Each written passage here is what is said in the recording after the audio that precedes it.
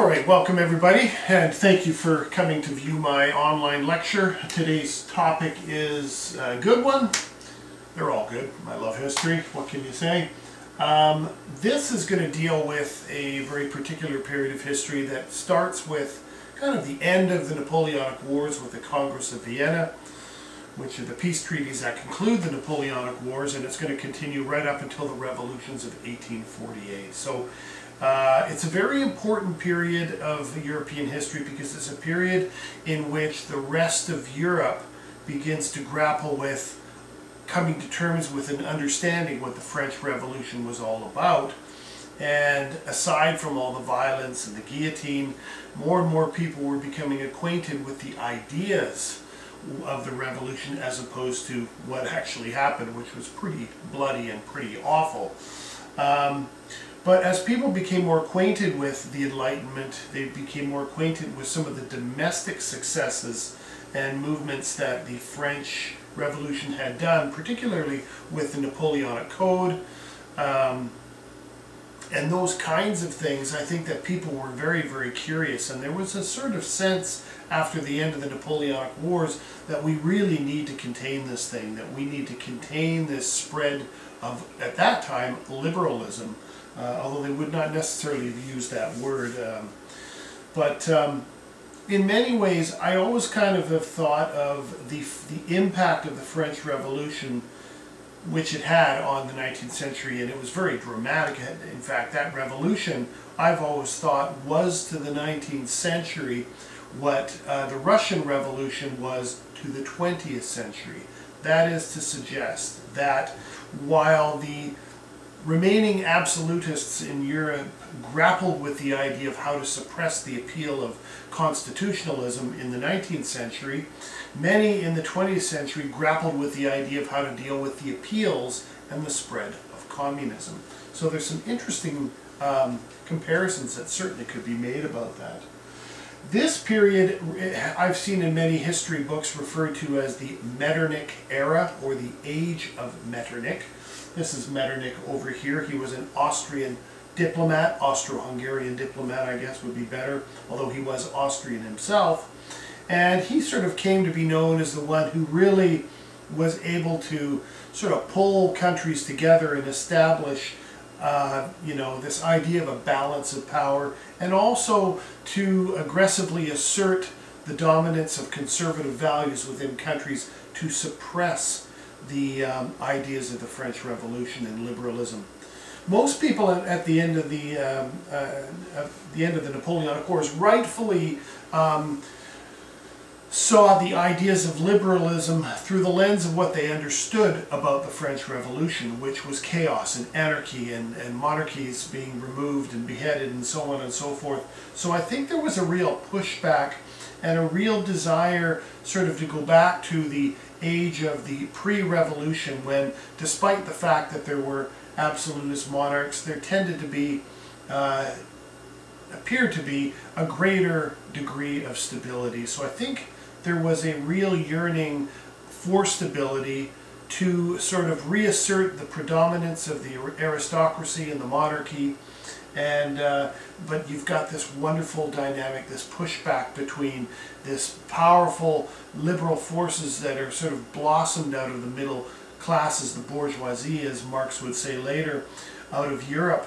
And then by 1848, those revolutions sees the predominance of a new social class, the working class, which is now more inspired and interested in the ideas of socialism. So it's a very, very significant period of European history, and one that sees quite a shift towards greater constitutionalism. It was going to be very, very, very hard for absolutists in Europe to maintain their social structure, particularly after the realities of the French Revolution came to be known. Now keep in mind, in 1815, this is right at the tail end of Napoleon's, the Napoleonic Wars, and we saw the Battle of Waterloo being sort of the end of the line for Napoleon. I do have a lecture dealing strictly with Napoleon. I'd recommend watching that one just before this one, just for context, because I don't want to get too much into Napoleon here. But, that was sort of the association. Napoleon, French Revolution, chaos, war, all that stuff really needed to be suppressed. So, all right, so after Napoleon's exile in 1814, the great powers of Europe assembled in Vienna to establish a plan for peace after years of war. Now, keep in mind a couple of things. 1814, this was when Napoleon Bonaparte was exiled to the island of Elba, or Isle of Elba.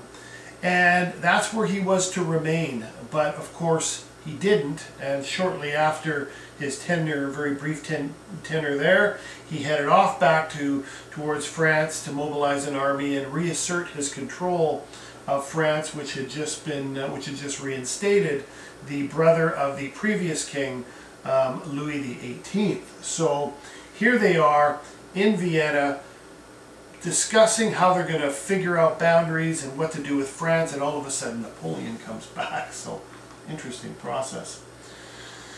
The goal of the victors of the Napoleonic Wars were to establish a balance of power which would prohibit great powers from threatening their neighbors, and domestic security would stem the rise of nationalism and liberalism. And that's where Metternich comes in. Metternich believed that not only do we need to have a balance of power between all the nations of Europe, it's kind of a form of what we came to know as collective security in the 20th century, but not only do we need to have a balance of power, we need to ensure that those tides of nationalism and liberalism remain suppressed, that we keep them down. They're going to cause nothing but problems rather. The catch is, though, is that the more you try to suppress ideas, particularly like liberalism and nationalism, and certainly later socialism, you're basically just fueling the fire, because it just makes people more angry, more irate, and it sort of bonds their determination to overthrow the existing order. Now, the balance of power theory, or idea, if you will, in international relations suggests that states may secure their survival by preventing any one state from gaining enough military power to dominate all the others. Now, a balance could also function between two camps. So, 6 nations, and I don't need to give examples, but I mean just the idea that if you've got 6 nations, 3 on each side, they're all equally strong or pretty darn close, there's a tremendous consequence to going to war. But if everybody is equally powerful, then nobody needs to feel threatened, because in a balance of power system, unfortunately, what that would mean is that if one nation does go to war, it creates a bit of a domino effect that drags everybody in, i.e. 1914. That balance of power system maintained itself for 100 years, and it was that balance of power system, or at least the legacy of it, which dragged everybody into war in Europe in 1914. So it has its advantages, and in a way it is a form of collective security, but at the end of World War I, we see more of an emphasis on this idea of collective security, right, through the League of Nations from 1919 to 1939. The decision-making power rested in Britain, Austria, and Russia, and Prussia to some degree as well. They were a rising power and had been for some time, and surprisingly France. Here's the very interesting thing about this. The peacemakers, or the victors at the Congress of Vienna, came to the conclusion that if they continued to isolate France and treat them like an enemy, they could potentially create the conditions where they would seek revenge. So let's make them part of the proceedings, give them a seat at the table, let them make comments. They might not really have any power, but we're going to make them part of the process. To me, this is an absolutely remarkable thing, particularly when you bookend it next to, or put it next to rather, what happened in Versailles in 1919, right? The decision was to completely isolate Germany, do not make him part of the the decision-making process and implement an extremely punitive and punishing treaty. I always make the argument when we talk about the Treaty of Versailles, did the victors, Lloyd George, Woodrow Wilson, and George Clemenceau, France, Britain, and the U.S., the victors in Paris in 1919, take a good look at 1815 and take in consideration that fact? Well, obviously if they had, they may have included Germany to some degree, but that decision in 1919 was to not include Germany, and I find it very interesting that that they were aware of the fact that it was important to include France because we do not want them to rear their ugly head again, if you will. The meeting was chaired by Prince Clemens Metternich, the Austrian foreign minister who would dominate European policy until the revolutions of 1848. The reason that Clemens Metternich dominates diplomacy is, well, several reasons. He's a much well-respected diplomat in Europe. He's well-spoken, he's charismatic, he's very, very convincing, and much like Bismarck later, we'll talk to Bismarck in a couple lectures down the road, but same kind of thing. You get a very powerful figure who has very, very almost Machiavellian diplomatic skills. Maybe Machiavellian's a bit strong, but very clever, you know, ideas about how to get people to do what you want, but make people feel like they're all cooperating and doing the same thing. Realpolitik. We'll talk about later when we get to Bismarck. Same kind of thing. Bismarck was a tremendous admirer of Clemens Metternich, so, and when we get to Bismarck, you'll definitely see the comparison between those two key 19th century diplomats. All right, well, post-Napoleonic Europe was dominated by the traditions fostered by counter-revolutionary conservatism. Okay, so what I mean by that is that there was a sense that everything associated with nationalism and liberalism was bad because it had resulted in the chaos of the revolution and the wars that followed.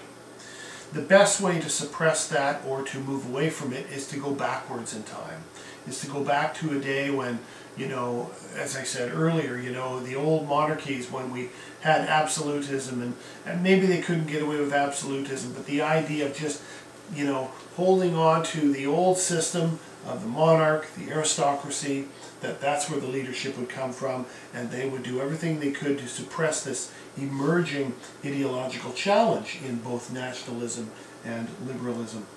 The great powers were determined to roll back many of the ideas of the French Revolution since it resulted in such upheaval, right? And that's, I think, the key part to that.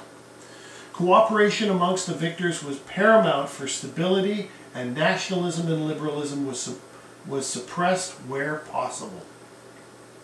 Now, how you suppress these ideas is a whole other thing. I mean, in Germany, we'll talk a little bit about something called the Carlsbad Decrees, but there were, you know, basically you would make certain, you know, organizations illegal. You would close down political clubs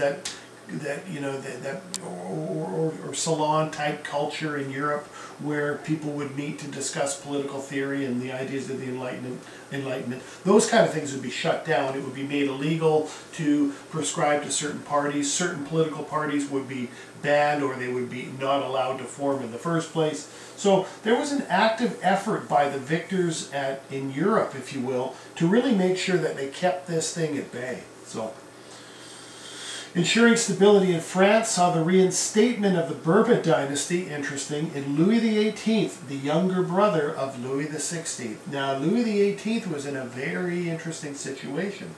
It was his brother who was beheaded in 1793, I think it was, as a result of, you know, his non-compliance with the revolution, if you will. And you know, it was going to be hard for him to rule in the same way, and nor did he want to. He was an uneasy and an uncomfortable monarch, and he had to grapple with coming to terms with the fact that the ideas of the French Revolution had become so embedded in France that it was going to have to be a constitutional monarchy. It's basically what it was going to have to be. Louis maintained many of the fruits of the revolution, but he was theoretically absolute. So there you have it there. He certainly couldn't roll back some of the big gains and benefits for the French people. The German states were seen as a buffer between France and her former enemies, so the organization established by Napoleon remained. Okay, now the German states, right? Well, you might recall that Napoleon, when he invaded Germany, which was at that time known as the Holy Roman Empire, he created what was called the Confederation of the Rhine. And essentially what he did was he took what were roughly, give or take, 360 independent German principalities and narrowed it down to, I think, 39 or something, bigger states. But of all those German states, of course, it was Prussia that dominated. Austria was distracted by her association with the Austro-Hungarian Empire, later what known as the dual monarchy in 1867, which we'll talk about later. So, you know, these German states were going to be a buffer, and because there were 39 of them, France didn't need to feel particularly threatened by the German states because they weren't unified yet. And of course, when we get to German Confederation and the unification under Bismarck's leadership, that's a real geopolitical game changer in Europe at the time. So, all right. So, despite cries of vengeance on France, the victors agreed that the French government be allowed some measure of dignity and international prestige. Wow. So once again, the recognition that let's not, you know, the understanding that revenge begets revenge, that, you know, it's a constant cycle. If we punish France, they're going to want to punish us, and it just will never end. You know, Gandhi once said that an eye for an eye makes the whole world blind. And in this case, boy, what a relevant statement that is when you talk about revenge. Which once again, coming back to Versailles in 1919, I still marvel at the fact that they didn't take this in consideration when, you know, signing off on a very punitive treaty for Germany in 1919. So the mood changed after Napoleon's return, so all these things were happening, and that's when Napoleon leaves Elba. He raises an army of loyalists to go back to Paris and confront the new French army under the leadership of Louis XVIII. So the mood changes from Elba when the victors rolled back France's borders and ensured they paid an indemnity of 700 million francs. Remember that the Battle of Waterloo happens after his return. And so it's a shame because in 1814 the victors were willing to sort of compromise a bit and allow France to be more of an equal player to some degree. But after his return after Elba, you know, and the loss of the Battle of Waterloo, Napoleon would then be banished to an island way the heck on this rocky, horrible island in the south of the Atlantic, St. Helena, which I'm sure he kicked himself because he had it pretty good on St. Helena, which was in the Mediterranean. Basically, after that experience, the victors understandably became a little bit more punitive with France at that point. So Prussia and Austria began to maneuver as both saw themselves as the leader in future German unification. This is the tug and pull. Even though Austria was distracted by this huge monarchy they had with the Hungarians, and I mean, the Austro-Hungarian Empire was an extremely diverse empire. They had Czechs, Slovaks, they had Serbs, they had Macedonians, they had Croatians, you know, and Poles, and so it was a huge, huge empire. But Austria, as part of that empire, had always kind of seen itself as the nation that, when that day comes, when all these small principalities, which after the Napoleon's change to the Confederation of the Rhine becomes 39, someday we will be the ones that will guide and lead and form a German union of German-speaking lands. But the problem with that was that the Prussians thought the exact same thing. But the Prussians weren't tied to anybody else. They weren't tied to another monarchy. They were their own thing. So from that respect, it was more plausible that when that change comes, that Prussia would be the one to lead the charge for German unification, which is, of course, what happens later. So the Congress was centered around the strength of the Habsburg Empire, that's the Austro-Hungarian Empire, to repel French interests in Italy, and Russian interests in the Balkans, and Prussian interests in the 39 German states. It's interesting. So it's almost like, by the very geography of the Austro-Hungarian Empire, they were the ones that were going to have to oversee all these potential fires that could be bursting out.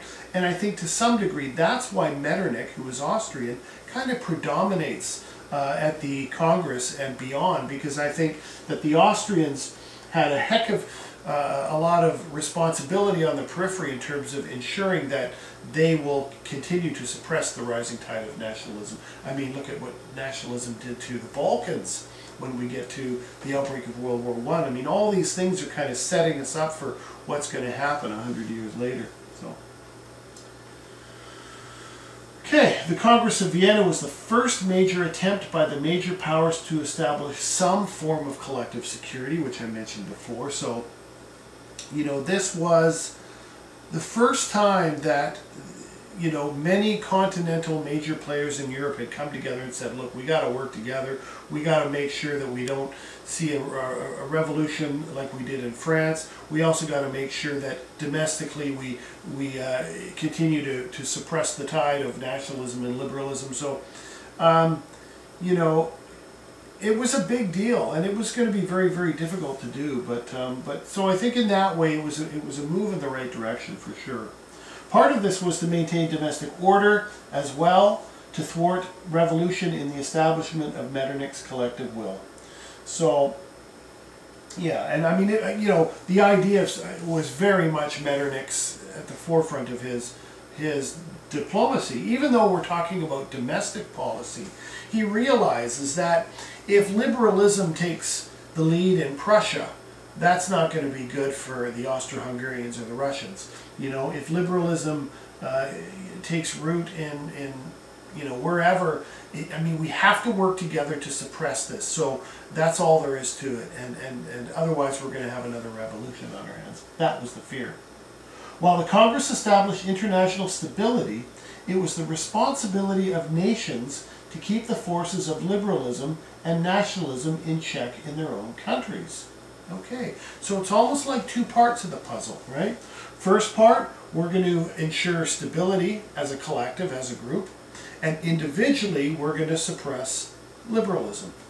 Now, to what extent they will manage that threat equally, and that is, are the Austrians going to be more repressive than the Prussians, or are the French going to be more open because of their historical experience?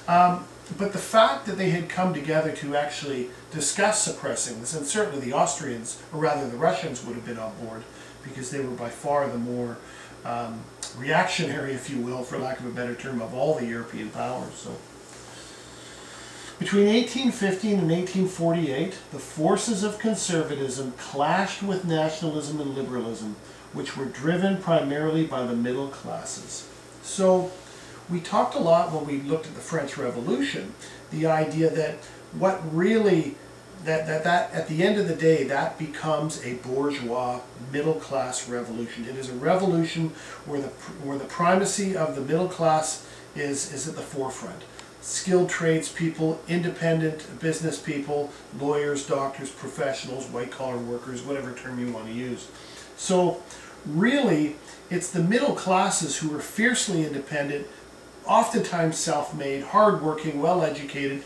They're the ones that are really pushing along this liberal and national agenda. And I mean, you know, the peasants still in Europe at this time were still very much out of touch. You know, illiteracy was still rampant. Poverty was still rampant. So their voice comes a little later. But between this Metternich period, or the age of Metternich as it's called, it was primarily driven by the middle classes, who had been very much influenced by liberalism and nationalism.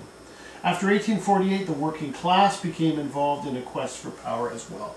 And as I said before, I mean, the Communist Manifesto, Marx's first, you know, it's a very short essay, really, is what it is. That really opens up the gateway for a rise in socialist thought. And even though it's a working class movement, it becomes a real problem because, you know, the numbers of working people are quite significant, and if you're going to institute a system of you know, democracy, you risk the possibility that socialist movements will win elections, and that's why there's also this tug and pull even after 1848 as well. All right, 1815 to 1848 are often referred to as the age of Metternich because his conservative policies dominated Europe. We've talked quite a bit about him. Revolutionary activity in the 1820s, in 1830 and 1848 were all reactions against the oppressive nature of this Metternich system. There were brush fire wars, there were barricade wars on the streets of Paris in 1830, and throughout the 1820s in places like even Portugal and Spain. Everywhere where liberalism was being suppressed, there was a reaction. So while the intention of the Metternich system was to suppress the spread of liberalism, those ideas had taken fairly strong root in these nations, and unfortunately what you have done is you have, as I said, thrown gasoline on the fire. And so by 1848, we'll get there shortly, it is so bad that Metternich flees for his life, and people they see him as the enemy number one, because he's the one that orchestrates this system, this Metternich system as it's come to be known. To preserve stability, Metternich instituted the Carlsbad decrees. This is interesting. Directed at university groups and secret societies who inflamed nationalist sentiments through censorship, muzzling free speech, and repression. Okay, the Carlsbad decrees really were fiercely resisted in universities, particularly in the German states. There was a real reaction against it. You know, universities are supposed to be places where people can have, you know, debates and learn to think critically and read a variety of sources and so on and so on and so forth. And here was, you know, the local authorities, you know, suppressing the very things that university students wanted to enjoy. So, you know, censorship, censoring free speech and repression. In Russia, the 1825 Decembrist revolt, although poorly organized and quickly crushed by the reactionary Tsar Nicholas I, signaled revolutionary potential in Russia. The Decembrists of 1825 were an interesting bunch. They were people that were largely connected with the military. They were soldiers, a lot of them. And where this happens is interesting, because when the Russian soldiers occupied Paris after the War of 1812, here they are coming from a very conservative, reactionary, absolutist monarchy.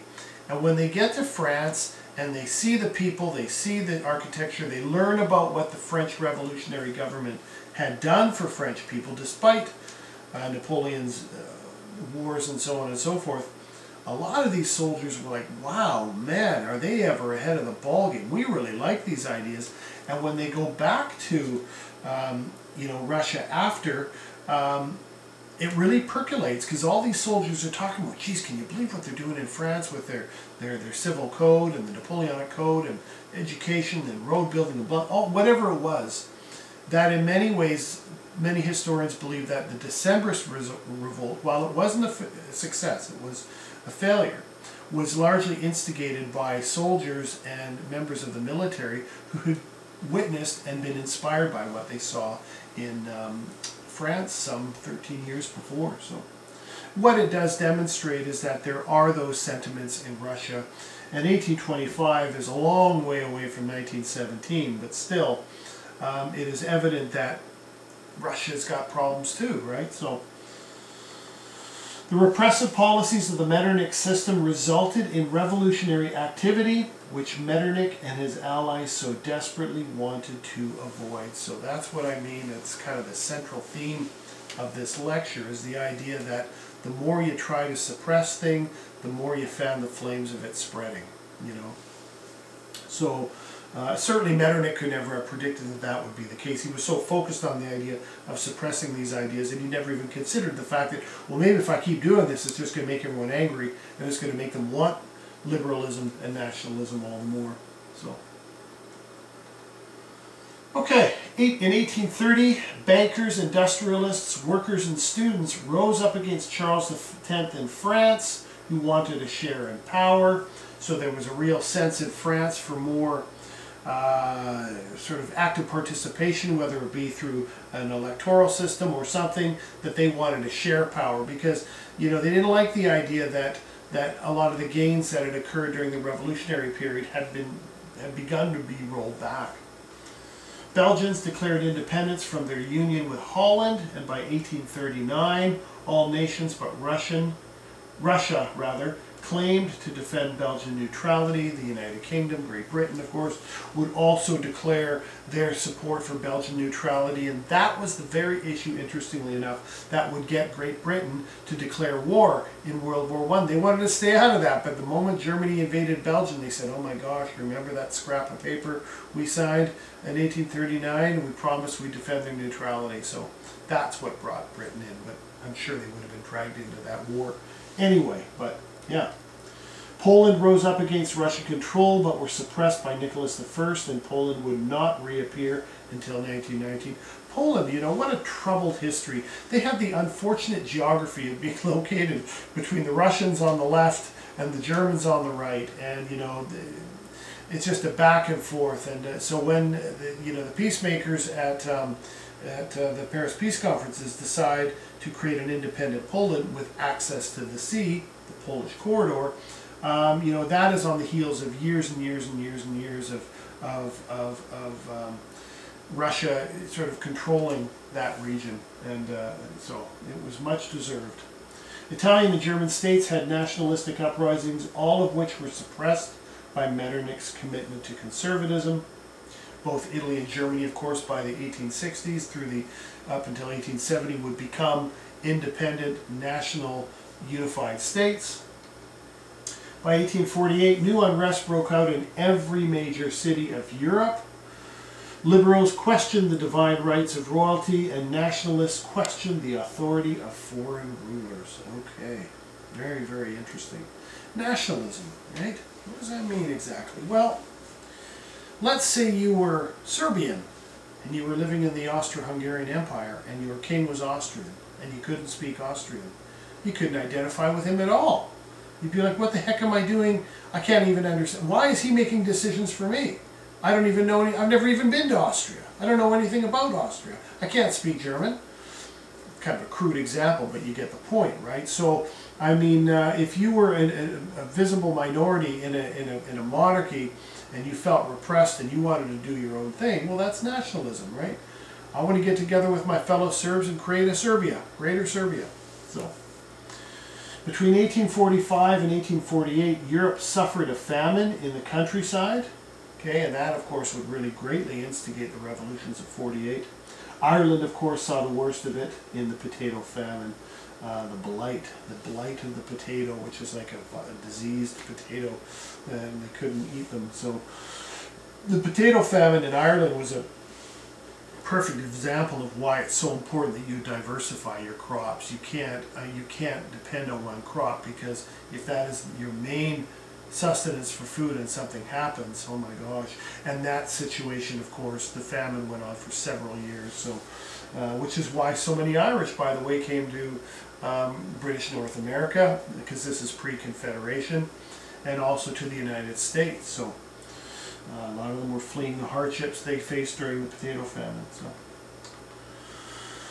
all right, the revolutions of 1848. For Karl Marx, this was the beginning, right? This was kicking open the door towards a socialist world down the road. They were spurred on by students, workers, middle-class liberals, and nationalists who were all seeking reform.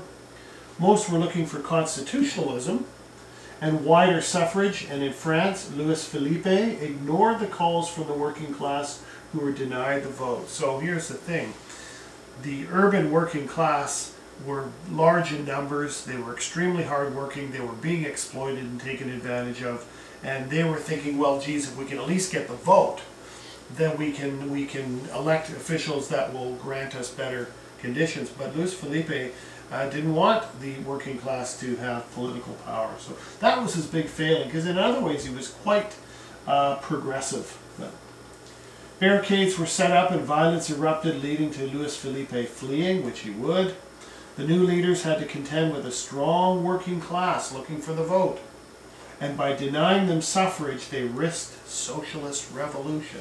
All right, the specter of communism is upon us now after 1848. So the fear was that, well, constitutionalism is all fine and good, and, you know, wider suffrage is good, but if the majority of our citizenry are working class, then if they vote socialist parties, they're going to take away our property. Right? That's kind of the nutshell of why the middle classes and the upper classes feared the lower classes. Right? So, as revolution spread, Metternich fled Vienna for England in March 1840. It actually got so bad that his life was in danger. Because I think, what's amazing, these revolutions happen all over. It is amazing that they occurred roughly at the same time. They must have known that they were happening. They must have heard about it, because that's a heck of a coincidence that they all happened in that year. But Europe was in flames in 1848, and Metternich, as I said, ran for his life to England.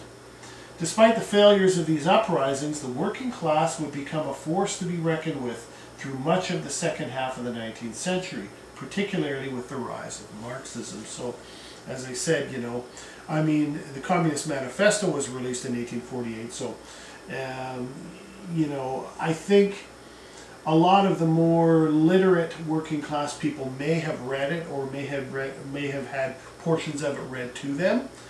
Which was quite common in factories. What would happen is somebody would come to work one day and say, "Hey guys, I got to read you something in the lunchroom.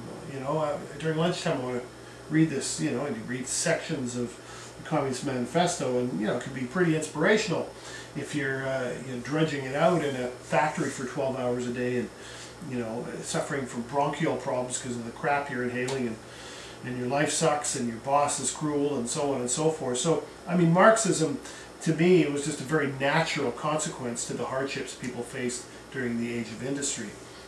So, you know, not that I agree with it, but yeah, that's a great thing with history, is that you can have empathy for why things happen and why people do things, but it doesn't mean you have to agree with it.